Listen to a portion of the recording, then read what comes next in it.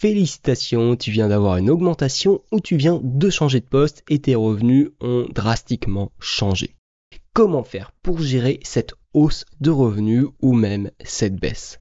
C'est ce qu'on va voir aujourd'hui dans cette vidéo.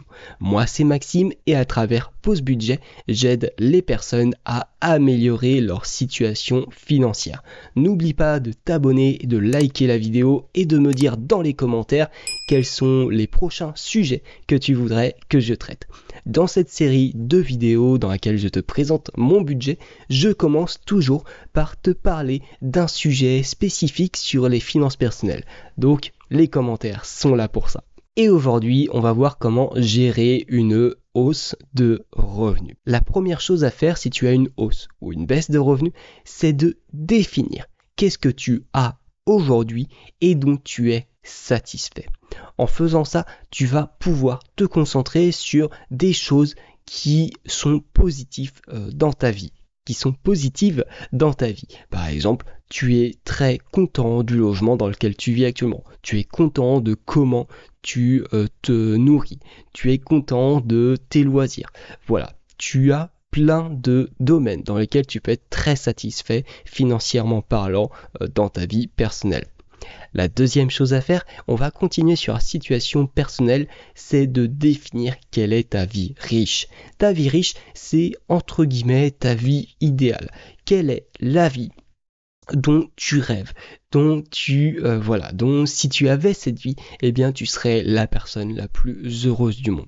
Il n'y a pas besoin d'être ostentatoire pour certaines personnes, ça peut être tout simplement, alors je vais prendre les deux opposés d'ostentatoire, l'opposé d'ostentatoire. Pour certaines personnes, ça peut être tranquille, être libre de son temps, de son argent et par exemple vivre dans une tente et faire le tour du monde à pied et en faisant ça, la personne serait la plus heureuse du monde. Donc voilà, et ça peut être aussi, pour ma vie riche, c'est d'avoir une maison de 300 mètres carrés avec 4 ou 5 belles voitures dedans et être PDG d'une grande entreprise. Voilà, donc à toi de définir ta vie riche. Alors à chaque fois je te donne 3 points parce que je pense que c'est très intéressant de se concentrer uniquement sur 3 aspects de sa vie riche. Tu peux monter jusqu'à 5 si tu le souhaites. À présent que tu as fini les 2 premières étapes, tu vas pouvoir te concentrer sur la troisième. La troisième étape, c'est de noter tout simplement tout ce qu'il te manque. Et tu vas diviser ces éléments en tout ce qui est nécessaire et en tout ce qui est loisir, en tout ce qui est une envie.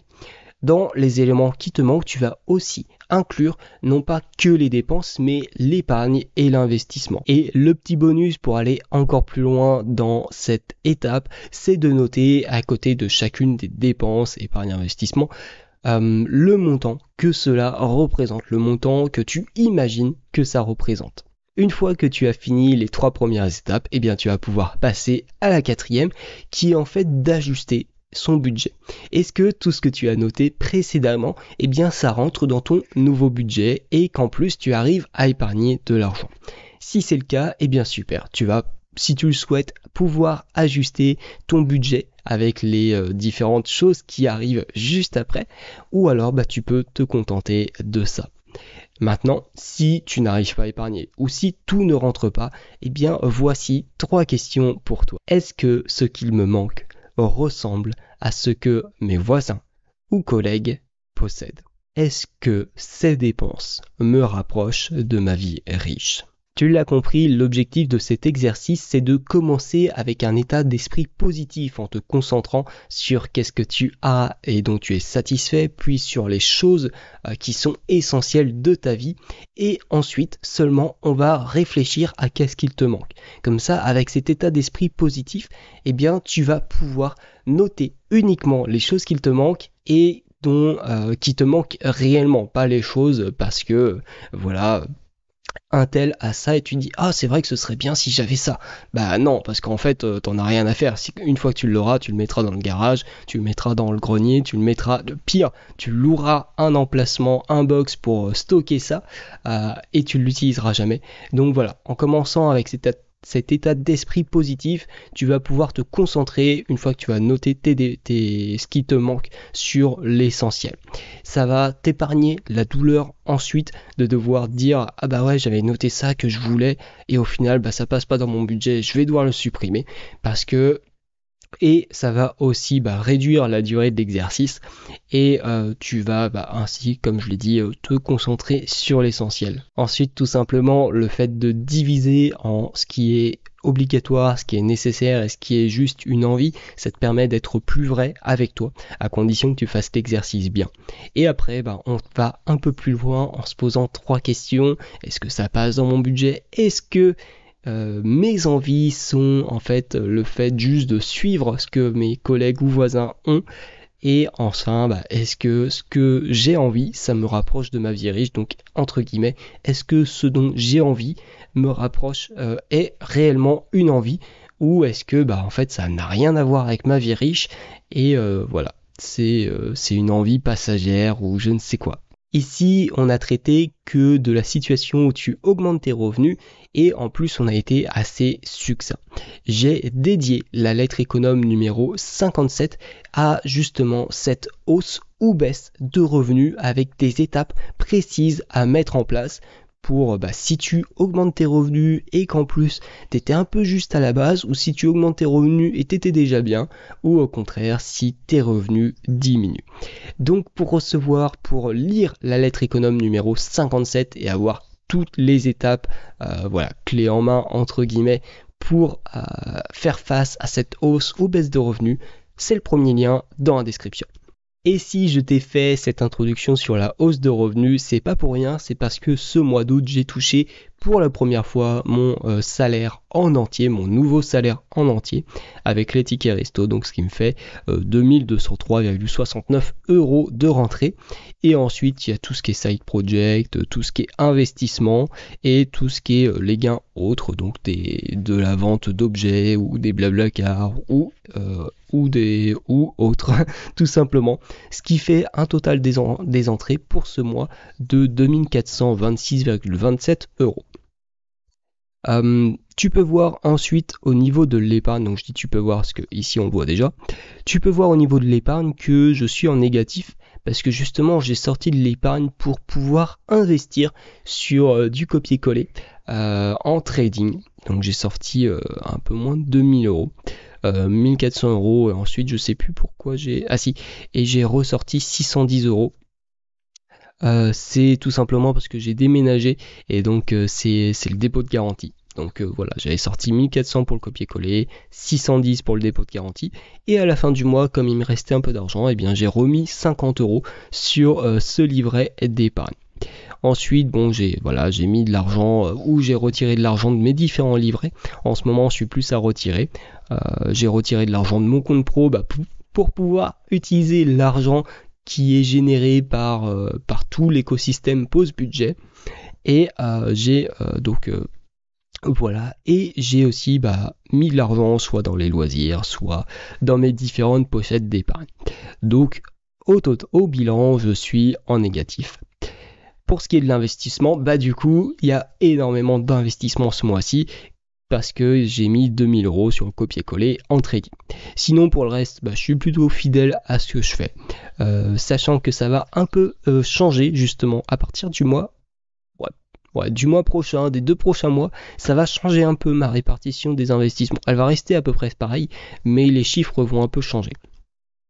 Donc voilà, avec donc en bourse à peu près 500 €, un peu plus de 500 € si on prend l'assurance vie, sur la crypto à peu près 225, et ensuite pour ce qui est du crowdlending, je rebalance un peu pour essayer d'équilibrer en fait mes 2 plateformes, voire mes 3 plateformes préférées.